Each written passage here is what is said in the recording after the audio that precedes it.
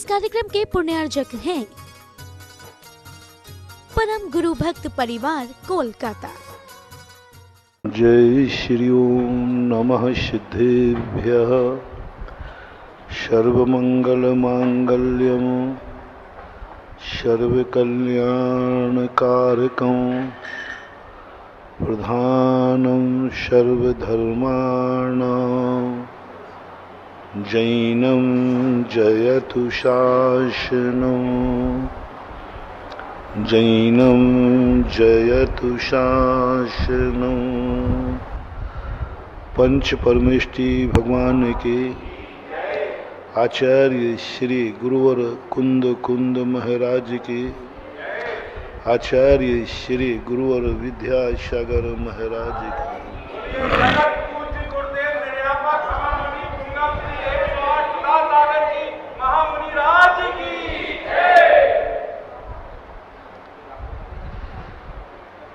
प्रसंग चल रहा है कि हमारी जिंदगी में जो सुख के लिए हमने अपनी जिंदगी में सामान जुटाए थे वही हमें दुख का कारण बन गया, बन रहा है। अपन विगत दिनों इस बात को बड़े विस्तार से समझ रहे हैं। जो कुछ भी है, कहाँ भूल हो रही है। हम सुख के लिए भोजन करते हैं और पेट में दर्द चालू हो जाता है। भोजन की भूल है, पेट की भूल है, या फिर करने की भूल है, या कोई भूत है। भोजन काय के लिए किया? सुख के लिए, और खाते पेट में दर्द हो गया। डॉक्टर के पास गए, डॉक्टर ने कहा तुमने भोजन किया है ना, इससे दर्द हो रहा है। अरे भाई, भोजन तो दुनिया करती है, भोजन से तो भूख मिटती है, तो फिर क्या खाएं? कहाँ भूल हो रही है? प्रकृति ने भोजन बनाया है सुख के लिए, और हम भोजन से दुखी हो गए। क्या करें? ऊपरी बाधा होगी, कोई भूत लगा होगा। यदि हमने जहर खा लिया और पेट में दर्द हो गया तो कोई बात नहीं, लेकिन हमने तो रोटी खाई है और दर्द हो गया। सेल्फास खाने वाले के पेट में जलन हो गई, कोई बात नहीं। तुमने तो बढ़िया कोल्ड ड्रिंक पी है और जलन हो गई, क्या बात है। ये है जिंदगी की ऐसी समस्याएं जिन पर दुनिया का दिमाग काम नहीं कर रहा है। जो जो चीजें धन सुख के लिए होता है, उसी धन ने पूरे घर को मौत के घाट उतार दिया। राजस्थान में एक घटना घटी, बहुत बड़े आदमी के यहाँ धन था, बहुत अपार धन था, सब खुशी थे, बच्चे खुश थे, हमारे घर में खूब धन, महिलाएं खुश थीं, जो चाहे जब चाहे शॉपिंग करो, परिवार खुश था, सुख के लिए जोड़ रहा था। जब पता चला, बोले इसी धन ने हमारा नाश कर दिया। जो धन हमने सुख के लिए कमाया था, आज उसी धन ने हमें बर्बाद कर दिया। काश महाराज में गरीब होता तो आज पूरा परिवार हमारे पास होता। क्या रोया? जो हम कल कह रहे थे ना, कभी कोई अमीर तो आवे, महाराज इतना कैसे आपने व्यापार कर दिया कि मैं मंदिर ही नहीं आ पाता हूँ, आपके प्रवचन सुनने ही नहीं आ पाता हूँ। अभिषेक करने का समय नहीं, क्योंकि मेरे पास धंधा बहुत है। थोड़ा कम करो प्रभु, इतना तो कम करो कि मैं धर्म ध्यान कर सकूं। नहीं आए लोग, कोई नहीं आता। हर व्यक्ति ये कहते महाराज मेरा व्यापार ठीक नहीं चल रहा, आशीर्वाद दे।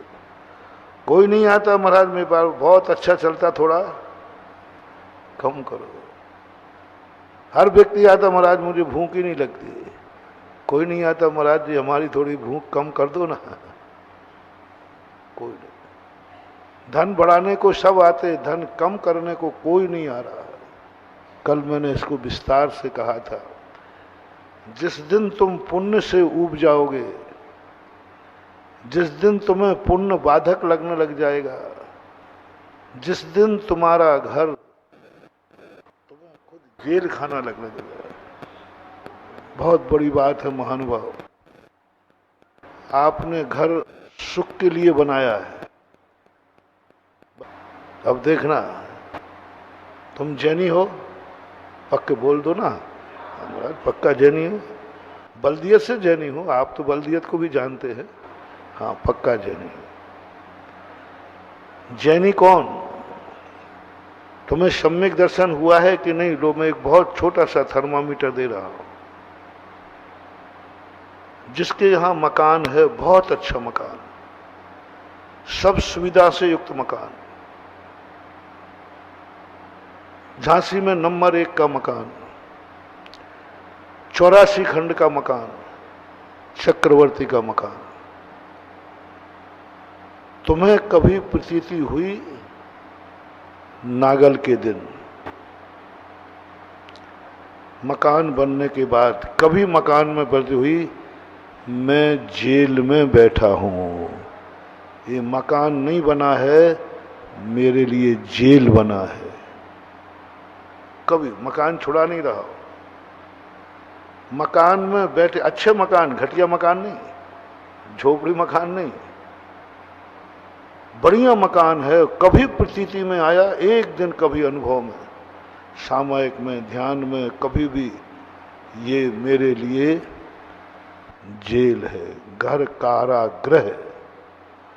ये पंक्तियां मैंने नहीं लिखी, नहीं तो तुम कहो बाबा जी आप लोगों का तो काम ही है कि हम लोगों की हर चीज की बुराई करना है। आप लोगों को कुछ नहीं, सब मकान की बुराई, धन की बुराई, हम लोग कुछ भी करें, बस महाराज लोगों का काम क्या है? बोल दो, अंदर से तो कहते ही हो, बाहर से और बोल दो, हर चीज की बुराई। जिस देखो सब शादी करें बर्बादी कर रहा है, धन कमाए बोले देख क्या कर रहा है। यानी आप लोगों को हम लोगों की हंसती हुई जिंदगी अच्छी लगती ही नहीं।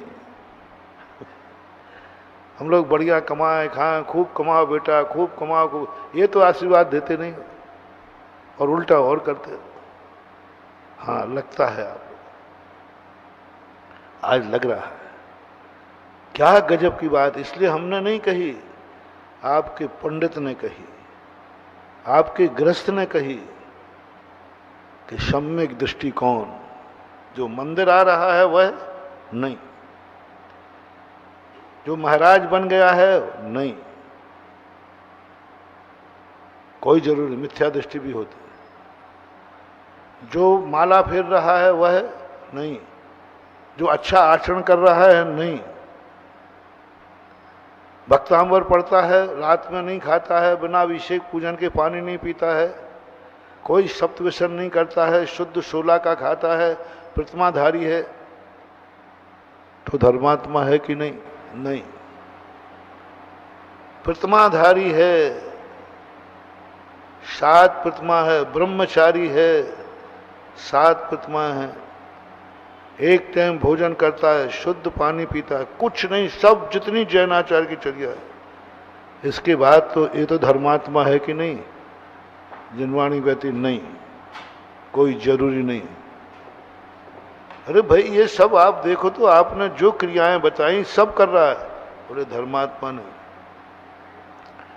तो कब कहोगे धर्मात्मा? इससे पूछो कभी इसको घर जेल खाना महसूस हुआ है कि नहीं? बहुत कठिन प्रश्न है। कभी ऐसा महसूस हुआ अच्छे घर में, गंदा घर नहीं, अच्छे घर में, और कभी बैठे बैठे आ जाए ये जेल है मेरे लिए, घर कारागृह, कभी अनुभूति में आया हो? कभी अनुभूति में आया हो? ऊपर से मत बोलना, परीक्षा होगी। कभी अनुभव में आता हो जैसे मकान बना, मैं इतना बड़ा अपराधी हूं कि मुझे जेल तैयार हो रहा है। जितना बड़ा मकान बनता जाए, आपकी फीलिंग बढ़ती जाए, इसका अर्थ है कि मैं बहुत बड़ा अपराधी हूं। मैंने पाप नहीं किया है, मैंने पुण्य का अपराध किया है। मैंने पाप नहीं कमाया, पुण्य का अपराध किया है। देखो मेरा मकान इतना बड़ा बन रहा है, नियम से मैं बहुत बड़ा अपराधी हूं। क्या गजब सिद्धांत! पाप कर्म के उदय में अपराधी नहीं, पुण्य कर्म के उदय में। जैसे वो सम्यक दृष्टि कल रो पड़ा था ना, महाराज जरूर मेरे लिए आपकी कोई गलती हो गई है, तभी तो आपने मुझे इतना धंधा दिया, इतना धंधा दिया कि मैं तुम्हारे पास तक नहीं आ पा रहा हूं। ये आपकी सजा देने की कूटनीति है। सरल नीति क्या है? तुम्हें बीमार कर दिया कर्म ने, तुम्हें कोई संकट ला दिया, तुम्हें गरीबी ला दी जिससे ये दान न दे पाए। गरीब है, कर्मों ने बीमार कर दिया जिससे मंदिर नहीं जा पाए, परेशानी में डाल दिया जिससे प्रवचन सुनने, ऐसी दिक्कत कर दी उसी समय।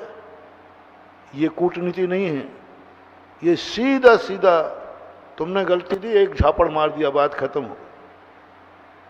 तुमने गलती की, एक झापड़ मार दिया, गलत क्यों कर रहा है?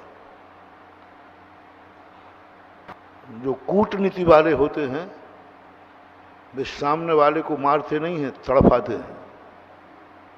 मारते नहीं हैं, जिंदा रखते हैं और मारते हैं। ऐसा ही अपनी जिंदगी में महानुभाव एक कूटनीति करता है, अपना कर्म कूटनीति करती है। इस सृष्टि बहुत भयंकर कूटनीति करती है। उनके साथ नहीं जो दुखी हैं, गरीब हैं, परेशान हैं, बेचारे धर्म कर ही नहीं सकते, नीच कुल में जन्म लिया है, अब वो मंदिर आ ही नहीं सकेंगे। देखो कर्म ने कहा इसको नीच कुल में डाल दो, सीधी सादी भाषा थी, क्योंकि इसने गलत कार्य किया है, इसको नीच कुल में पैदा करो। इसने मायाचारी की है, त्रियंशों में पैदा कर दो। इसने बहुत पाप किए, नरकों में डाल दो। इसको भिखारी बना दो जिससे कभी एक कौड़ी भी दान ना दे पाए। ये बहुत सरल नीति है, बहुत सरल नीति है।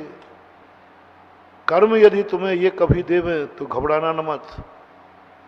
मैं गरीबों से कह रहा हूं, मत घबराना कि कर्मों ने मुझे गरीब बना दिया, आज हम 1 रुपया भी दान नहीं कर सकते। मत घबराना, मानो मत। कर्म तुम्हारा बहुत सीधा है, तुम बहुत कोई कूटनीति नहीं की। तुम्हें ऐसे परिस्थिति में डाल दिया कि मैं महाराज के प्रवचन सुनने जा ही नहीं सकता, अस्पताल में पड़ा हूं। मत घबराना, मत रोना। कोई तुम्हारे साथ कोई गलत व्यवहार नहीं हुआ है। कर्म अभी तुम पे दयालु है। कर्म मायाचारी नहीं कर रहा है, कर्म राजनीति नहीं कर रहा है। तुमने गलती की, सीधा एक थप्पड़ मार दिया। तुमने गलती की, जा आज तू मंदिर नहीं आ पाएगा, तेरे ऐसी बीमारी करता हूं, सिर दर्द, आज मंदिर नहीं आ पाएगा। सिर दर्द के कारण मंदिर नहीं आ पाए, मलेरिया के कारण, कोरोना के कारण मंदिर नहीं आ पाए, अस्पताल चले गए। मत घबराना, बहुत जल्दी तुम्हारा अच्छा दिन आने वाला है। किसी परेशानी के कारण धर्म छूटता है तो घबराना नहीं, बहुत जल्दी अच्छा दिन आ जाएगा। किसी भी परेशानी कारण, कोई भी धर्म, दान, पूजा, स्वाध्याय, महाराज का हार दान, महाराज की सेवा, जो कुछ भी अपने धर्म है, आप मुझे बताओ किस लिए छूट रहा है आपका धर्म? महाराज क्या कर रहा है? गरीब आदमी, चाय पत्ती की दुकान है, वही अभिषेक का समय है, वही चाय पत्ती के बिकने का समय है। घबराना ना, जितने गरीब हैं, जितने दुखी हैं, वो उनको आज मैं आश्वासन देता हूं,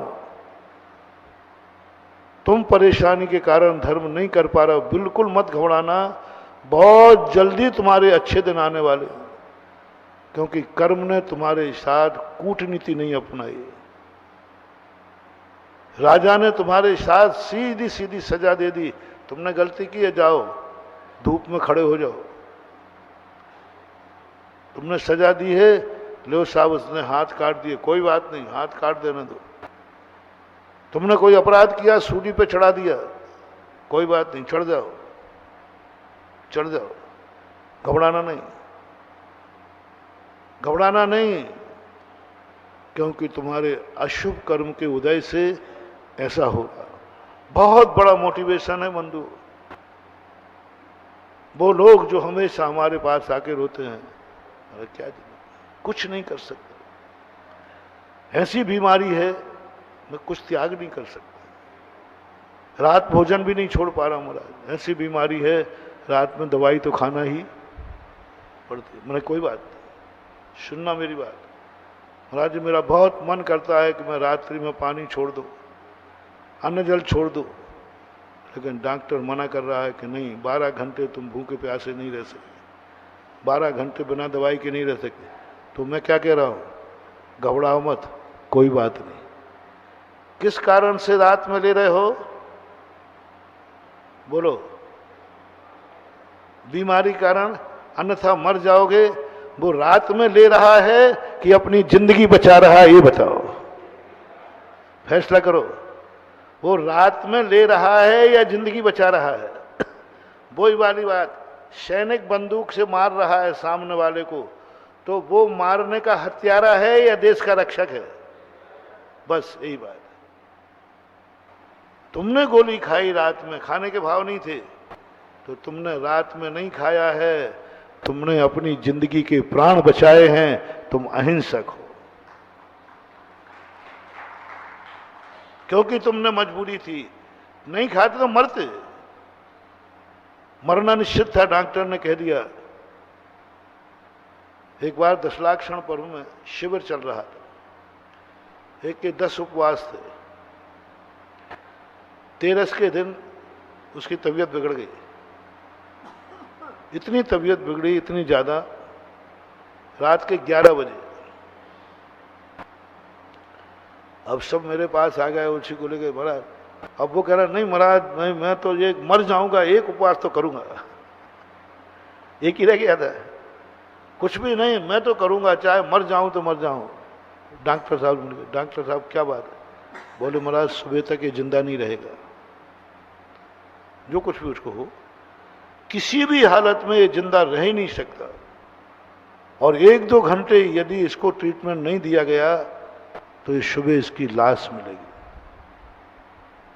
उसने डॉक्टर साहब के पैर पकड़ लिए, डॉक्टर साहब एक उपवास रह गया, एक उपवास रह गया, एक रह गया, और 10लाक्षण पर्व में रात का समय है। डॉक्टर बहुत विश्वसनीय थे, उन्होंने कहा महाराज जी ठीक है, यदि आपको मारना ही है, इसको मरना ही है, मैं साधु 10लाक्षण पर्व, 10 उपवास, 13 के दिन रात्रि में मैंने कही जाओ, जैसे बने इसको बचाओ। गृहस्थ था, कोई मुनि महाराज तो थे नहीं। अरे हमारे यहां तो मुनिराज का भी मुनि पद छोड़ा दिया जाता है। 2 बातें आ जाए, एक और मौत है और एक और मुनि पद है। मुनि पद पर रहेंगे तो मरेंगे, और छोड़ देंगे तो बचेंगे। तो आगम की क्या आज्ञा है? और अभी जवान है, बच सकता है। उसके लिए कहा कि जब तुम मुनि पद छोड़ो या ना छोड़ो, मरना तो है ही। तो फिर कहा कि मरना ठीक है, लेकिन सामने वाला कह रहा है कि तुम महाराज बच जाओगे, पक्का है, गारंटी दे रहा है, और नहीं किया तो मर जाओगे। हमारे संघ में कम से कम ऐसे, क्योंकि बड़े संघ में ज्यादा नंबर आएंगे कि कम, 8 से 10 मुनियों की पिछियां रखवाली आचरण, जाओ पिछी रखो, जिंदगी बचाओ। अरे दुर्लभता से मुनि मिलता, मरूं तो मर जाऊं, उम्र क्या है? हमारे संघ में प्राय जितने साधु प्रवेश करते हैं 20 से 22, 23, 25 साल के बीच के ही हैं, छोटी उम्र में। अब इस उम्र में ऐसी बीमारी है कि दवाई कराओ तो बचोगे, नहीं तो मरोगे। आचार्य ने कहा नहीं, जैन धर्म मरने के लिए नहीं है, जियो और मुनि पद छोड़ के चले गए। समंत्र भद्र महाराज पूज्यवर 2000 वर्ष पहले उनको ऐसी भस्मक व्याधि बीमारी हुई जिसका भोजन मुनि पद पर नहीं दिया जा सकता। उसमें दिन भर खाना पड़ता है, गरिष्ठ खाना पड़ता है, जो डालो वो सब भस्म होता है, शरीर में आग लगती है, एक बीमारी होती है, ऐसे लगती है जैसे अंदर आग जल रही हो। तो उसे बार बार चिक्कण घना खाना पड़ता है, मोटा मावा मिष्टान घी, और एक बार नहीं। समंत्र भद्र महाराज ने गुरु के पास पहुंचे, गुरु महाराज मैं समाधि लेता हूं, समाधि लेता हूं। समंत चंद्र कुमार मुश्किल से 30-35 वर्ष की थी। गुरु ने कहा समाधि लेता हूं, क्यों? बोले ऐसी ऐसी स्थिति है, अब कोई उपाय नहीं है, मुनि पद छोड़ दो। गुरु महाराज मुनि पद छोड़ दूं? जन्म जन्म के पुण्य से तो मुनि बना हूं, मुनि पद छोड़ दूं? मरूं तो कल मरूं तो आज मर जाऊं, क्या फर्क पड़ता है? गुरु कहते नहीं समंत्र भद्र, तेरे से बहुत बड़ी प्रभावना होने वाली है, तू जैन धर्म का झंडा ऊंचा करेगा, तेरे कारण से बड़े बड़े राजा महाराजा मुनि बनेंगे तेरे हाथ से। छोड़ दे मुनि पद। एक मुनि पद छोड़ने पर 700 मुनियों की जिंदगी बचती है, तो क्या करना चाहिए? नीति है एक परिवार को बचाने में एक व्यक्ति मरेगा, पूरा परिवार बच जाएगा। एक व्यक्ति मरेगा लेकिन पूरा परिवार बच जाएगा, क्या करना चाहिए? जल्दी बोल। एक परिवार मरेगा, पूरा गांव बच जाएगा। तो एक परिवार की नीति कह रहा हूं, नीति अनुमति। एक गांव बचेगा, पूरा प्रांत बच जाएगा। एक गांव मरेगा और एक प्रांत जाएगा लेकिन पूरा मुल्क देश बच जाएगा, तो कर देना चाहिए, कोई बाधा नहीं। एक मुनि बच जाएगा, 700 मुनियों की जिंदगी बचेगी। क्या गजब का विष्णु कुमार महाराज कहते हैं, मैं क्या करूं? रात का समय विष्णु कुमार महाराज ध्यान में बैठे हैं, 4 महीने का प्रतिमा योग धारण कर लिया है। पूज्यवर विष्णु कुमार महाराज ने आषाढ़ सुदी 14 को खड़गासन लगाई। मैं केवल ज्ञान हो गया तो ठीक, नहीं तो मैं पूरे 4 महीने एक स्थान पर खड़गासन लगा दी उन्होंने, एक पेड़ के नीचे। पूरी कहानी आपको मालूम है। एक क्षुल्लक जी उस समय 700 मुनियों को हस्तिनापुर में उपसर्ग हो रहा था, वो मालूम है आपको। रक्षाबंधन आकाश में ध्रुव तारा कांप गया। ध्रुव तारा कभी कांपता नहीं है, ठीक उत्तर दिशा में दिखता है, 90 डिग्री एंगल, मैंने खुद देखा है। 90 डिग्री एंगल पर रहता, बिल्कुल स्थिर रहता है, ना इधर जाता है ना इधर, मतलब चलायमान नहीं, एक पॉइंट पर स्थित है। बाकी सारे तारे चलते हैं इधर से उधर, वो तारा स्थिर रहता है। शाम को देख लो, रात में देखो, रात भर देखो। मैंने उस तारे को बैठकर कई समय तक उसको स्थिर देखा और वो तारा कांप रहा था। तो एक मुनिराज थे, वो रात में बैठे थे, उन्होंने कहा कि जो कभी कंपायमान नहीं होता है, ये तारा क्यों कांप रहा है? जैसे निमित्त गण, अरे अंकंपना आचार्य महाराज तो इतना उपसर्ग आ गया है कि वे सब कंपायमान हो गए। हाँ, रात में मुनिराज के मुख से हा सुन करके बाजू में क्षुल्लक बैठे थे, होंगे क्षुल्लक गंभीर सागर जैसे कोई, अरे होंगे पुष्पदंत, हमारे पास तो गंभीर सागर है, यही पुष्पदंत है, और क्या है? कोई ना बोले तो शुल्लक जी ने कहा, मुनि महाराज रात में बोल गए और वो भी हाय श्वास निकली। मुनिराज के तो प्राण निकल जाए लेकिन मुंह से हाय श्वास, हा अनर्थ हो गया, हा अनर्थ हो गया। शुल्लक ने कहा, गुरुदेव क्या बात है, रात में और आप अनर्थ हो गया, क्या हो गया?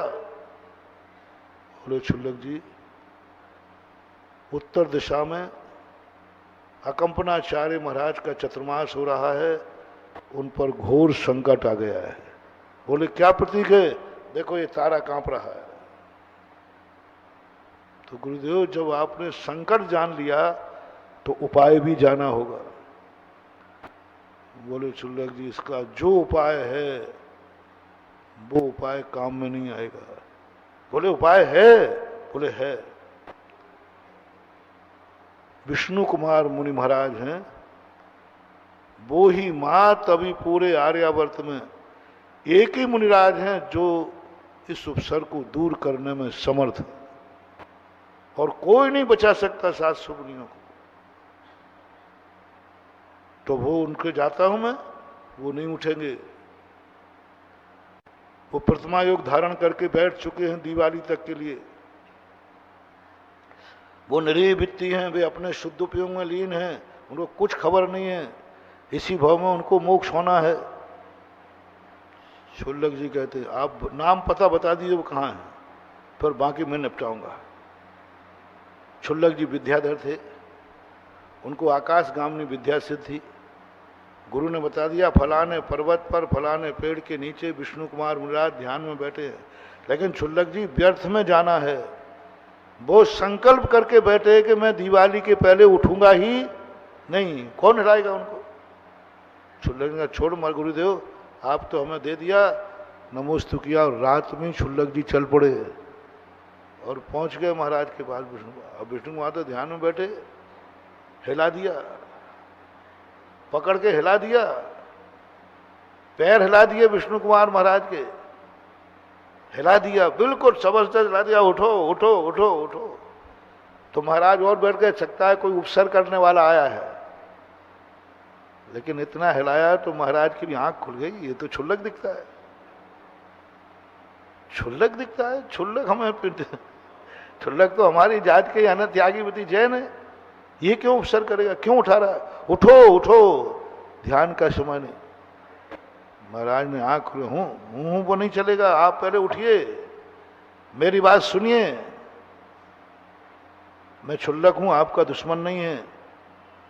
700 मुनियों पर घोर उपसर्ग आया है, और मेरे गुरु ने बताया है कि विष्णु कुमार महाराज के अलावा कोई इस दुनिया में नहीं है जो उनको बचा सके।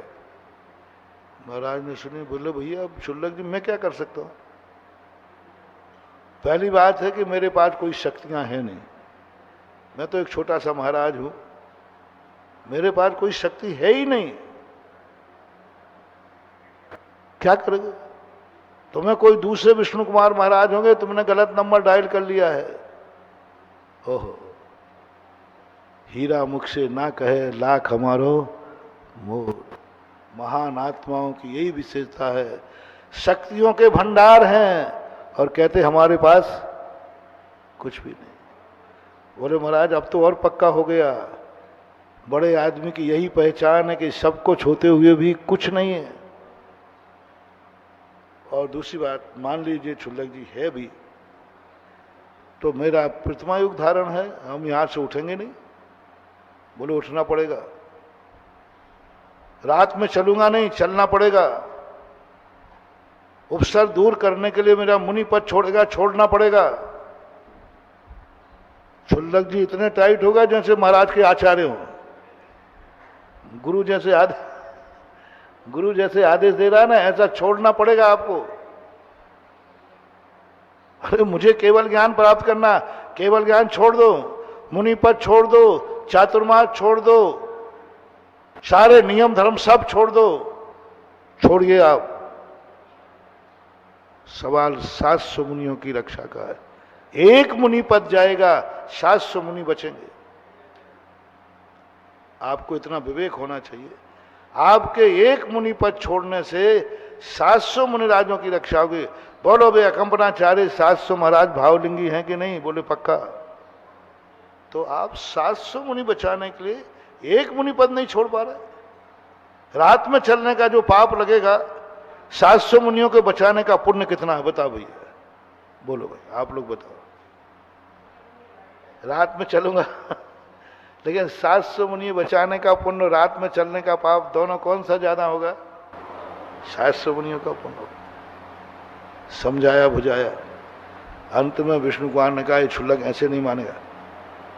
बोले देखो क्षुल्लक जी, मेरे पास विक्रिया नहीं है, और यदि नहीं हुई तो ध्यान रखना, फिर तुझे मुनि बना दूंगा मैं।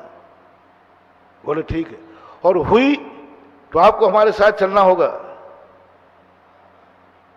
शर्त लगी दोनों। विष्णु कुमार तो जानते थे मेरे पास तो है ही नहीं।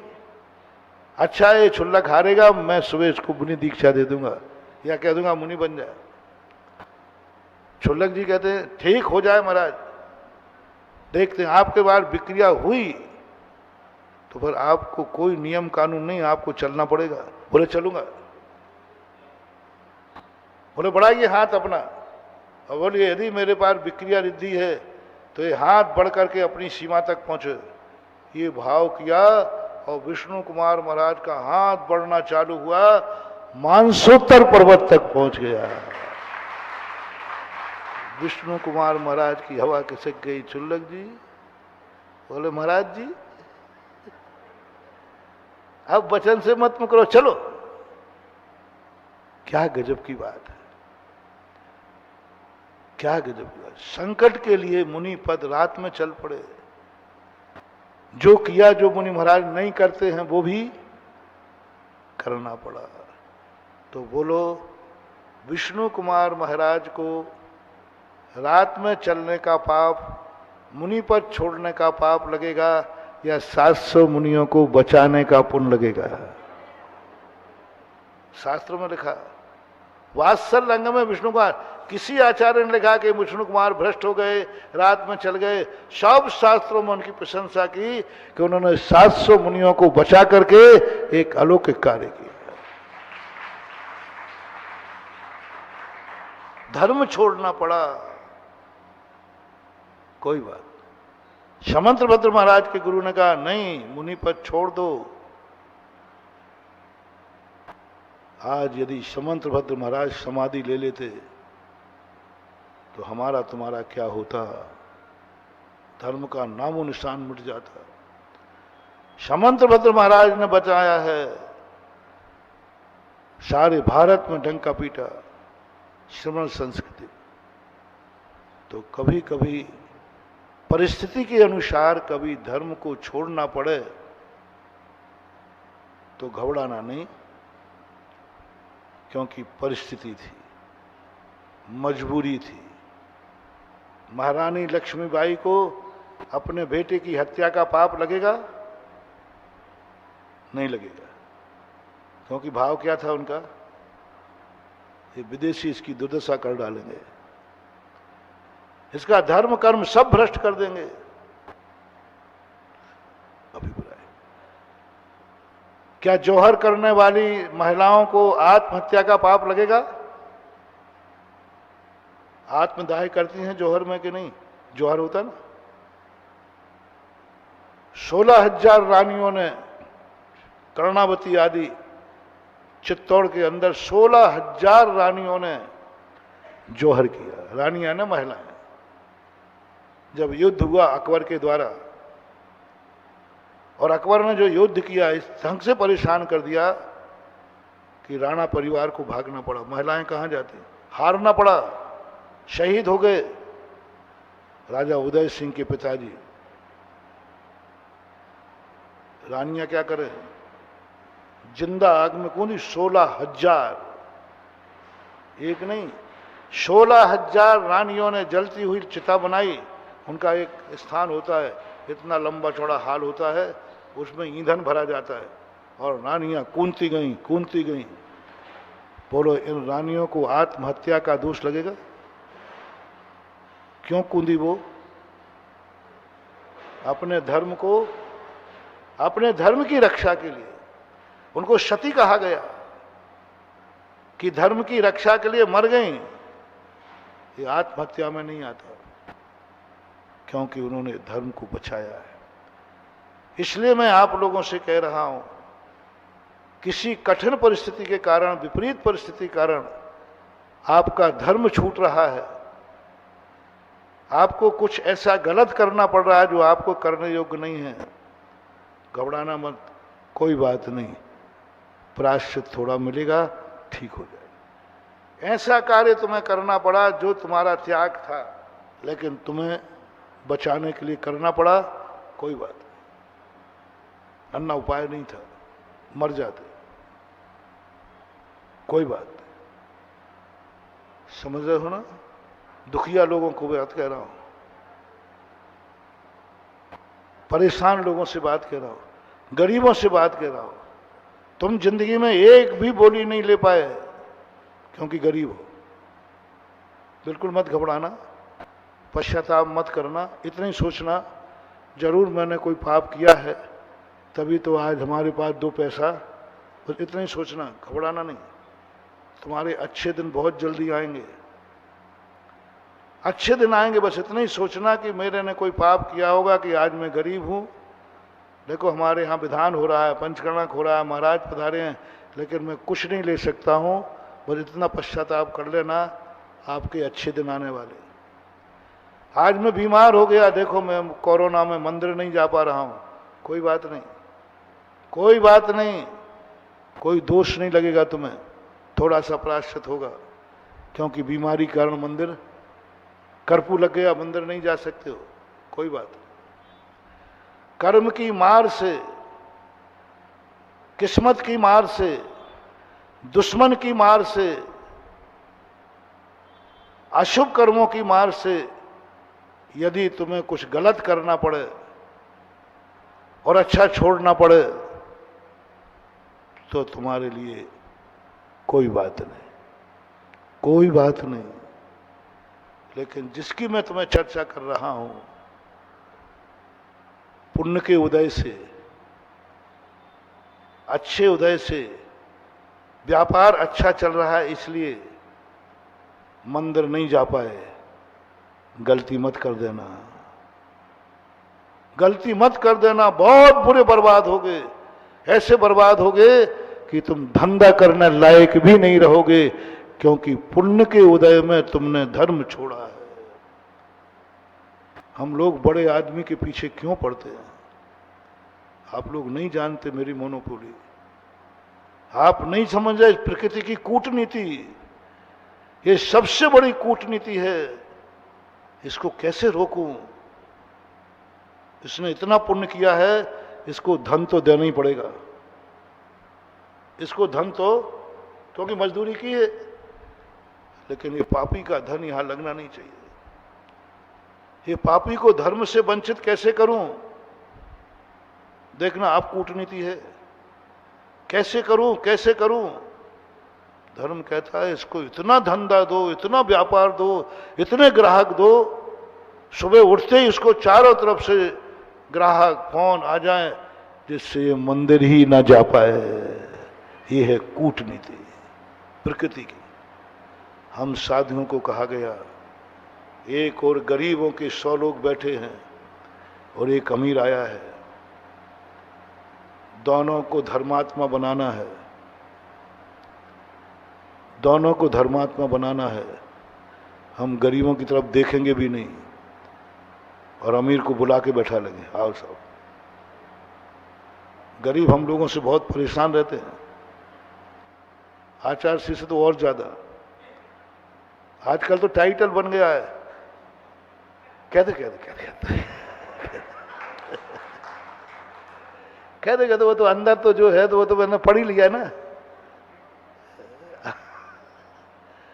भैया महाराज के पास यदि जाना है, पहुंचना है, समय लेना है तो पैसा है तो जाओ, नहीं तो वहां भी कोई पूछने वाला नहीं है। 2, 5, 10 लाख दान को हो तो महाराज के पैर छू पाओ। और महाराज, हाथ उठा दे, 1 करोड़ हो तो रेट लगा रहा हूं, रेट रेट रेट रेट बता दो। 1 लाख दो तो शायद महाराज के पैर छूने, और 2, 5, 10 लाख दो तो शायद, 1 करोड़ दो तो शायद, और 1 करोड़ से ऊपर दो तो महाराज बात भी कर लेंगे, समय भी दे देंगे। और ज्यादा दो तो मैं थोड़ा सामयिक का समय कट करके तुम्हें दे देंगे, लेट भी आओगे तो चलेगा। महाराज जी फलाना सेठ आ रहा है, 10 करोड़ रुपया दे रहा है, और मेरे सामयिक का समय, महाराज ओनली 2 मिनट, महाराज 2 मिनट 2 मिनट करके देखना चाहिए। थोड़ा मजे ले लो, थोड़ा मजे ले, जो है तो है, क्या बात हो गई, उसको छुपाना क्या। महाराज जी देखो मैंने पिछली ले ली, मैं महाराज जी देखो वो गेट तक 2 मिनट मार करके देखना, मैं रुक जाऊंगा मैं रुक जाऊंगा। 2 मिनट क्या, 2 के बाद 5 तो हो ही जाएंगे। तुम्हारी क्या धारणा बनेगी। और उसी 1 घंटे पहले एक गरीब आया था, 100 लोग थे गरीब। उन्होंने कहा महाराज जी बहुत परेशान है, बहुत गरीबी है, कुछ भी नहीं है, मेरे पास कोई टाइम नहीं है, अभी सामयिक का टाइम नहीं हुआ तो भी कहते मेरे टाइम हो रहा है सामयिक का। महाराज जी अभी तो 11:30 बजे, कह दिया ना टाइम, मेरे पास कोई टाइम नहीं। महाराज जी आपको कुछ नहीं करना, बस पैर नहीं छूना, कोई टाइम नहीं है, नो टाइम। महाराज जी थोड़ा इतना कर दो ना, मैंने कह दिया ना मेरे पास टाइम नहीं है, 2 शब्द बोल दो ना, कह दिया ना मेरे पास टाइम नहीं है। अरे इतना टाइम नहीं है, इतना बोल रहा है, इतने में बोल दो ना आशीर्वाद। ये तुम नाटक करके देख लेना 1 आध बार, आज आशीर्वाद करने की अपेक्षा मेरे ही पास कर लेना। और चेला तो मैं उन्हीं का हूं, तो सैंपल यहां ले लेना, प्रैक्टिस। कम्युनिस्टों ने यही तो किया, गरीबों को भर दिया, लूटो अमीरों को, मारो अमीरों को। भूखा व्यक्ति दूसरे की थाली उठा के रोटी खा रहे हो तो कोई पाप नहीं है, गरीब अमीरों को लूट लेवे तो कोई पाप नहीं है, क्योंकि गरीब है। कम्युनिस्टों ने चोर बनाए, अत्याचार फैलाए। काल ने कहा कि नहीं, तुम तो लूटो, छीनो, लगा दो, तो गोदाम में तोड़ दो, जाओ, कोई पाप नहीं है, क्योंकि भूखे हो तुम। गरीब बातें आ गए। गरीब ने कहा कि मार्क्सवादी काल तो हमारा मसीहा है, हमारे पक्ष में है, और कह रहा लूटो गरीबों को।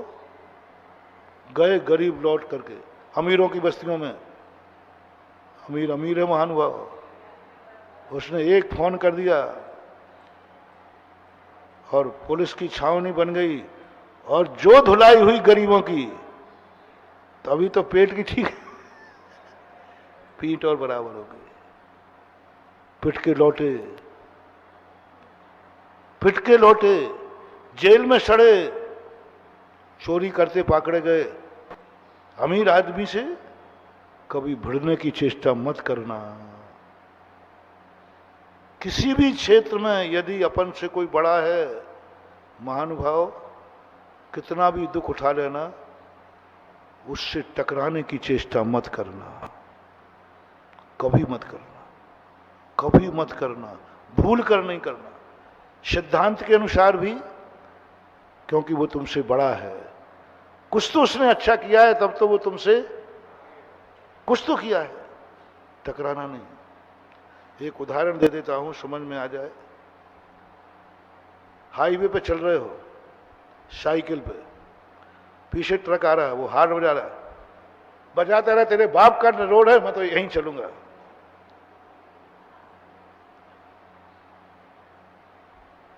वो बार बार फोन कर रहा, तेरे बाप का नहीं हटना, सरकारी सड़क है, अभी देखना। और ट्रक वाले को थोड़ा ही सा गुस्सा आ गया, एक टिल्ला देगा, कहां दिखाओगे? खंती में। और उसका क्या बिगड़ेगा? है? इसलिए बड़े आदमी से कभी टकराना मत। यदि साइकिल है तो साइड में चलो, क्योंकि तुम्हारे पास छोटा वाहन है। छोटा वाहन साइड में चलता है कि बड़ा वाहन साइड में चलता है? छोटा वाहन, कभी नहीं टकराना, नहीं तो ज्यादा देर नहीं टिक पाओगे, सीधे जाओगे, उसका कुछ नहीं बिगड़ेगा। ये उदाहरण तुम बड़े आदमी से ले लेना। अकल में बड़ा हो, धन में बड़ा हो, शरीर में बड़ा हो, तप में बड़ा हो, चारित्र में बड़ा हो, ज्ञान में बड़ा हो, जिसमें भी वो बड़ा हो, भली दही बड़ा हो,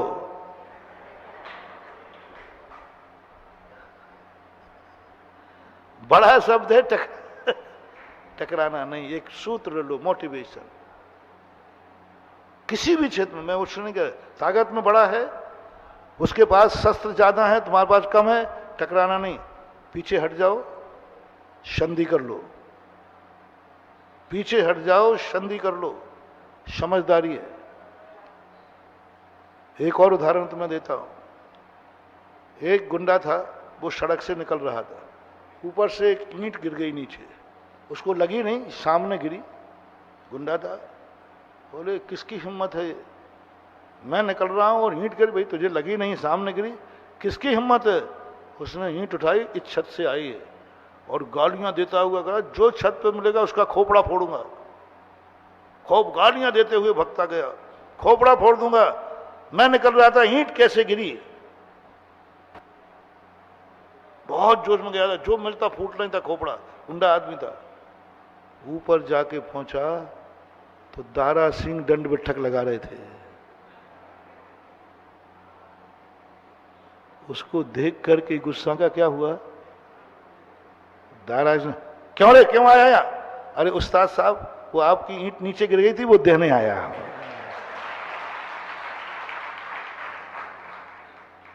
हम जानते थे कि आप लगा रहे हो तो आपको कमी जाएगी, तो इसलिए ईंट देने आया हूं। बोलो, इसके जो गुस्सा गायब किया, ये ठीक किया कि गलत किया? बोलो, बनियाई वृत्ति बोलो। और ठीक नहीं करता तो अभी तो ईंट गिरी थी, वो ऊपर दारा सिंह था, उठा के फेंक देता नीचे। बोले ले, अभी ऊंट गिरी है, ईंट गिरी है, अब तुम भी। तो उसने बड़ी समझदारी की कि साहब मैं तो ईंट देने आया हूं। उस्ताद साहब, ये नीति सीख लो, ये नीति सीख लो आप अपनी जिंदगी में। कभी अपने से बड़े से टकराना नहीं, कितना अपमान हो, कितना पीछे मुड़ना पड़े, कितने पीछे चलना पड़े, अपने से बड़े से टकराना नहीं। उनके माँ बाप को मार रहे हैं, चाबी लाओ, चाबी लाओ, वो चाबी देने को तैयार नहीं। मैंने पहले ही तुमसे कहा, बलवान से कभी भिड़ना नहीं, लेकिन तुम भिड़ जाते हो। वो मार, एक ने चाकू ही निकाल लिया, देता है कि नहीं देता? इतने बच्चे की नींद। बच्चा था, अंकल अंकल आप मेरे मम्मी पापा को क्यों मार रहे हो? बोले चाबी नहीं बता रहे हैं कि सामने धन कहाँ रखा है। अच्छा, इसलिए मार रहे हो आप? बच्चे का करंट माइंड देखना। 12 साल का लगभग बच्चा था, मैं वहीं था, 96 की बात है, चतुर्मास हो रहा था। करंट देखो। बोले इसलिए मार रहे हो कि मम्मी पापा चाबी नहीं दे रहे थे जोड़ी की? हाँ बेटा। बोले अंकल मम्मी पापा को मारना बंद करो, चाबी मैं दे रहा हूं, चाबी मैं दे रहा हूं। मम्मी पापा कहते छोकरा क्या कर रहा है? बोले हाँ हाँ मैं दे रहा हूं, चाबी कहाँ है? वो जहां रखते हो बच्चे को मालूम थी, तकिया के नीचे आदि जो भी। उसने कहा, बोले पर देखो आपको धन चाहिए ना, मेरे मम्मी पापा को मारना मत, ये चाबी पकड़ो, जितना चाहिए उतना निकाल ले जाओ। खोलकर पूरी तिजोरी अपने सामने उठवाई बच्चे ने, पूरी तिजोरी, और बोले जो चाहिए आपको ले जाओ, मैं पर मेरे मम्मी पापा को मारना मत। सुबह हल्ला हो गया, बेटे ने चाबी देकर खुलाया, चोर पकड़े गए 8-10 दिन बाद। चोरों ने कहा कि मैं इन दोनों को मारता, बेटे को भी मार, पूरे परिवार को मारता, मारने की तैयारी कर ली थी, और धन भी ले जाता और प्राण भी लेके जाता। इस बच्चे की बदौलत हमने इनको छोड़ा है। बच्चे का इंटरव्यू हुआ, बोले बस मेरे मन में एक ही भाव आया, मम्मी पापा जिंदा रहेंगे तो धन फिर भी आ जाएगा, और मम्मी पापा चले जाएंगे तो धन का मैं क्या करूंगा?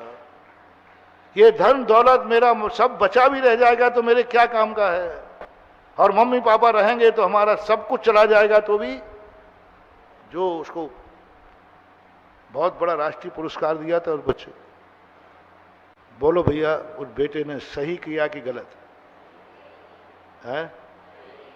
समझदारी, क्योंकि वो तो चोर है, मार दे उनको, क्या ना 2 मिनट में निपटा देंगे, कौन, तुम भिड़ ही नहीं सकते उनसे, वो तो तैयारी में है। उसने माँ बाप को बचा लिया, धन भी लौट आया और माँ बाप भी बच गए। कितनी कीमत है एक बेटे की। अब एक और पूछ लो, आपके श्रीमान जी की कीमत कितनी है? तुम चुप रहना थोड़ा, कितने में दे दोगे उनको? मांग लो, जो मांगना करो, मांगो आज कि महाराज जी हमारे श्रीमान जी को ले जाओ, दिलवा दो, बस इतने रुपया मिलना चाहिए, 1 लाख 2 लाख 1 करोड़, पता तो करूं तुम्हारे पति की कीमत कितनी है, कितने में दे दोगे ये?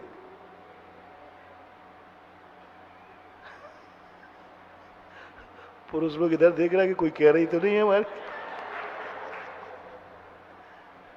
नहीं नहीं नहीं नहीं, ये हमारी भारतीय नारी हैं, ये हमारी भारतीय नारी हैं। इन्हें अयोध्या का राज्य भी धूल के समान है और राम के साथ वनवास भी स्वर्ग के समान है। अयोध्या का राजधानी भी धूल के समान है और पति के साथ वनवास भी राज्य के समान है। कुछ नहीं चाहिए, अनमोल है। अब बेटों को और दे दो, बेटे तो बेचारे बाप ही सब कुछ दे ही दिया, सबको दे दिया। अनमोल चीज को तो मां 3 दिन की मस्ती थी तुम्हारी, 4 दिन की मस्ती थी, कितने दिन, 5 लाख रुपए में कितने दिन घूमोगे? 1 हफ्ते, महीना भर। इतनी मस्ती के बाद अनमोल चीज बच रही है।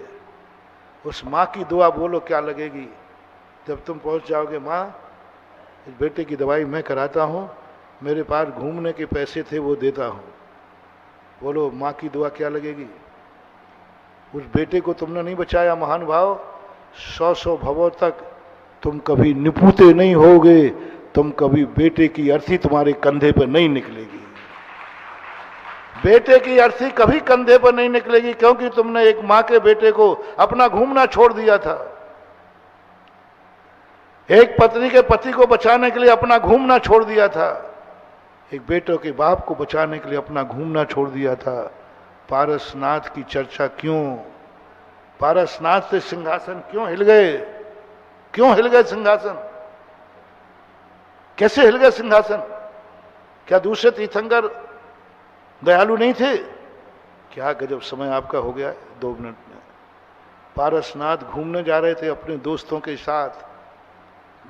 साथ, गंगा किनारे। बनारस में उनका जन्म हुआ था, श्रावण का महीना था, गंगा नदी पूर्व पे थी, तो घूमने जा रहे थे सावन के महीने में, गोट मनाने, ग्रस्त अवस्था में, दोस्तों के साथ हाथी पे बैठकर मनोरंजन के लिए। रास्ते में एक नाग नागिन को मरते देखा, घूमना छोड़ दिया, नौकर से नहीं कहा, सांप के लिए, नाग नागिन के लिए दोस्तों के साथ घूमने निकले हैं देवता पारसनाथ, पारस कुमार। एक नाग नागिन को जिसके देखकर दुनिया मारती है, उन्होंने घूमना छोड़ दिया, घूमना छोड़ दिया। हाथी से स्वयं उतर, नौकर थे, नौकर को भेज सकते, स्वयं उतर गए और जाकर नाग नागिन को बचाया। ब्रह्मांड कांप गया। अपना मनोरंजन का समय छोड़ करके दूसरों को जिंदगी देने के लिए उतर पड़े। इसका नाम है पारसनाथ।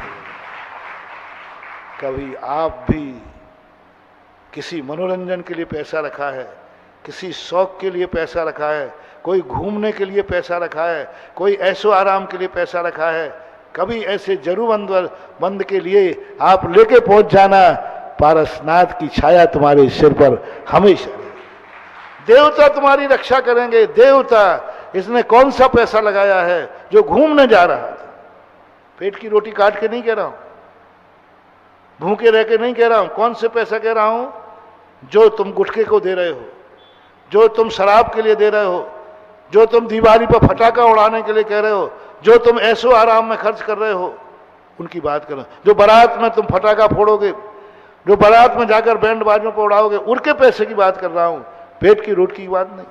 वो तो तुम्हारे पास ठीक है, भूखे रह करके किसी को नहीं बचाना है, लेकिन कुत्ते को रोटी खिलाने की अपेक्षा भूखे की रोटी खिलाना ये तो कोई नाजायज नहीं है। तो जब बड़े आदमियों का बोलो रे बड़े आदमियों, तुम जाना घूमने, लेकिन पहले अस्पताल को फोन करके जाना।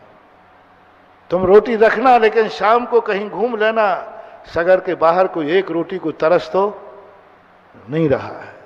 उसके बाद तुम्हें जो करना है तो करना।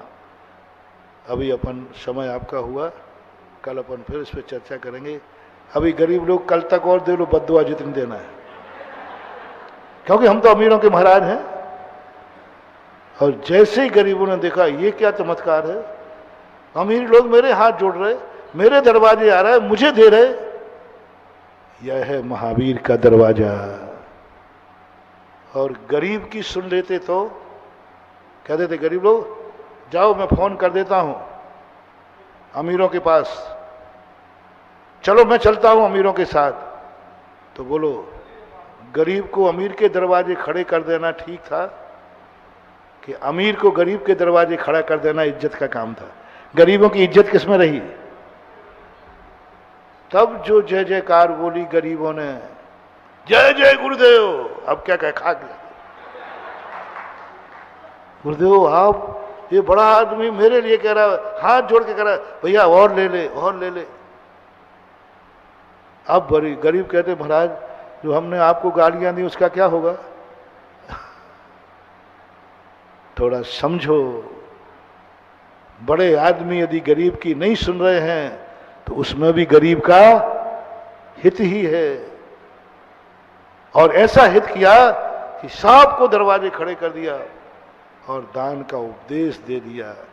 इसलिए बोलो गरीब लोगों, हम किसके महाराज बने, अमीरों के या गरीबों के? गरीब लोग बोलो, हैं?